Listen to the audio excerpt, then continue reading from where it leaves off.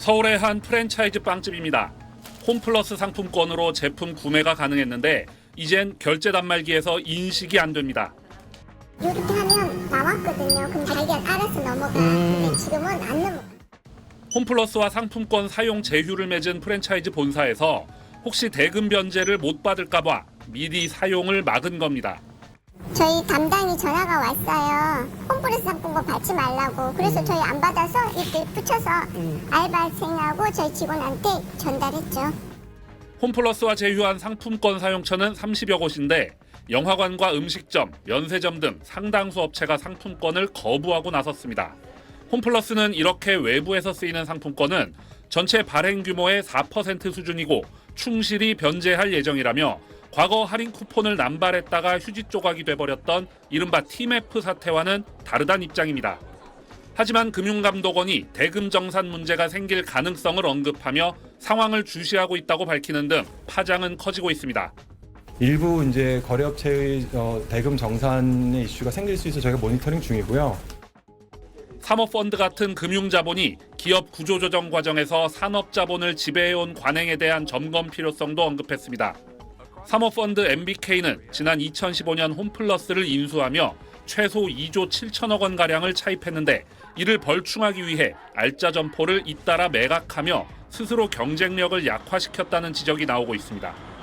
홈플러스는 또 지난달에만 6개월 미만 단기 사채와 어음을 290억 원어치 발행한 걸로 알려져 회생 절차 신청 직전까지 투자자들에게 부담을 떠넘기려 한 것 아니냐는 비판까지 나오고 있습니다. SBS 노동규입니다. 홈플러스는 최근 신용등급 하향 조정에 따른 자금 부담을 줄이기 위해 예방적 차원에서 회생 절차를 신청하게 됐다고 밝혔습니다. 법정관리 신청은 채권단 사전 통지 없이 오늘 새벽 전격적으로 이뤄진 것으로 알려졌습니다. 지난달 말 홈플러스의 기업어음과 단기사채 신용등급은 A3에서 A3-로 하향 조정됐는데 법원은 재무구조 개선이 없으면 5월쯤 자금 부족 사태가 올 수 있다며 11시간 만에 회생 절차 개시를 승인했습니다. 이에 따라 약 2조 원가량의 금융채권은 상환이 유예됐습니다. 30년 가까이 이마트와 함께 국내 대형마트 시장을 이끌어온 홈플러스는 지난 2015년 사모펀드인 MBK 파트너스가 약 5조 원을 대출받아 7조 2천억 원에 인수했는데 무리한 고가 인수 논란이 끊이지 않았습니다. 그동안 부동산을 매각해 차입금을 갚고 영업이익을 이자 상환에 투입해왔는데 한계에 달한 겁니다. 부동산 매각에 염두를 두고 인수를 한 것으로 파악하고 있습니다. 안산점, 부산의 가야점 같이 장사가 잘 되는 매장들을 매각하면서 더욱더 열악하게 된 것이 급성장한 이커머스 업계와의 경쟁에도 밀리면서 3년 연속 영업 적자를 기록하는 등 자금난을 겪어왔습니다. 코로나로 이제 그 사람들의 온오프라인에 대한 채널 방식이 바뀌었거든요. C커머스하고 쿠팡 이런 기업들이 이제 계속 커지니까 홈플러스는 4조 7천억 원가량의 부동산 자산이 있어 금융채권을 갚는 데는 문제가 없을 것이라고 설명했습니다.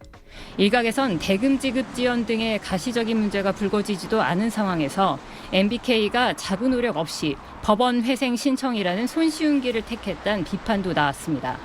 SBS 유덕기입니다. 1997년 대우백화점으로 시작해 9년 전 롯데가 인수해 운영 중인 롯데백화점 마산점.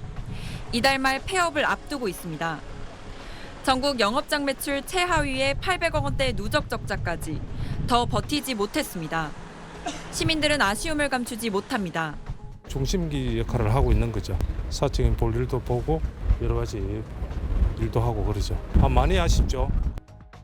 현대와 NC백화점 부산점 등 다수 지역백화점과 홈플러스 해운대점과 서면점 등 5년 내 문을 닫은 전국 대형마트는 35곳에 달합니다. 인구 감소에다 고령화로 소비 여력이 떨어지는 지방에 특히 폐점 점포가 집중됩니다. 문제는 지방의 경우 대형 유통점을 중심으로 주변 상권이 형성되다 보니 인근 자영업자들이 덩달아 위기에 직면한다는 점입니다. 시장에 오는 손님들이 평소에도 백화점 휴점하면은 사람들이 많이 안 오거든요. 백화점 쇼핑했다가 시장 한 바퀴 돌고 들어가는데 이 백화점이 없어짐으로써 많이 시청거리지. 문을 닫지 말아달라 상인들 반발은 커지지만 이커머스 활성화로 오프라인 매출은 더 감소하니 백화점과 대형마트도 난감한 상황입니다. 대형 유통망 폐점이 주변 상권 매출에 미치는 영향은 수치로 확인돼 지금은 빈 부지에서 아파트 공사가 한창인 서울의 한 대형마트 경우 4년 전 폐점 후 인근 상권 평균 매출액이 5% 넘게 줄었고 주말은 8% 가까이 감소했습니다. 서울 수도권과 지방 간 유통망 양극화가 더 심해지면서 점포 폐점이 가져올 일자리 감소와 지역 상권 침체의 우려도 커지고 있습니다. SBS 박예린입니다.